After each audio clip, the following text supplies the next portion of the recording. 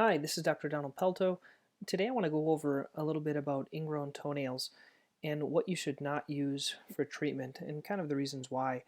Many people come into our office here in Worcester, Massachusetts with ingrown toenails, and here's an example of some of these ingrown toenails. You can see here in number one, there is an ingrown toenail here on the side. It's a little bit red, so that's a little bit of an infection. It's stuck in the edge, and it's actually created a little bit of extra tissue here. This is called granulation tissue that needs to be taken out and treated. Here's another ingrown toenail here. This little white aspect right here is actually a little pus that needs to be taken care of. This is a very bad one that's infected on both sides, and this patient will likely lose the whole toenail because it's partially detached. This is more of a typical ingrown toenail right on the side. You can see that it's red, it's a little bit swollen, and this is one that's a little bit easier to take care of.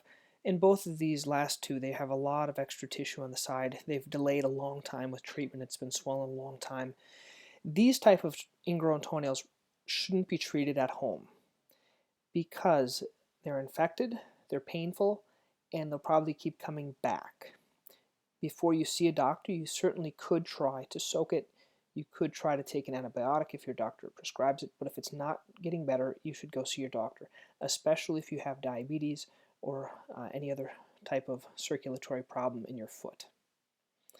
First example of what not to do. Here you can see a patient took a piece of cotton, put it under the edge of the toenail to try to lift it out.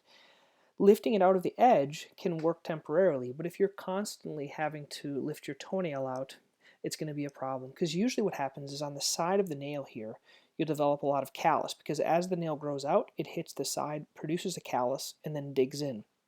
By putting this little cotton you try to lift it up, but it'll keep coming back and it'll keep being a problem. Another example is this little set that has some pads, some special medication to put on the nail edge.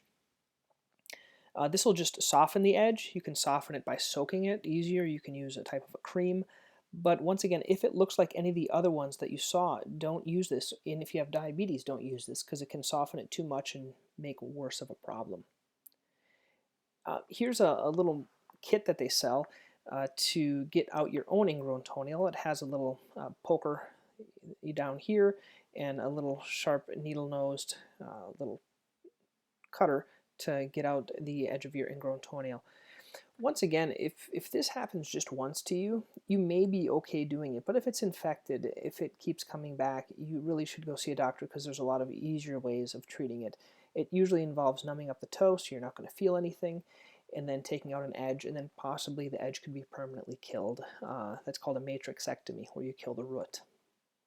And then lastly, this is some type of a product from Dr. Scholls actually, but in another country. As you can see, they possibly don't have any doctors that take care of these.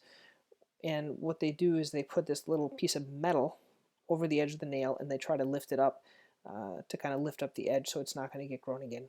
Once again, if you're in another country where there is no other options, you could certainly try soaking it, try trimming it back, but the easiest way is to get it removed. So I hope you found this helpful. If you want to learn more, you can certainly go to our website. It's at centralmasspodiatry.com/ingrown, and there's a lot of resources there and a couple of other videos that explain how to take care of ingrown toenails.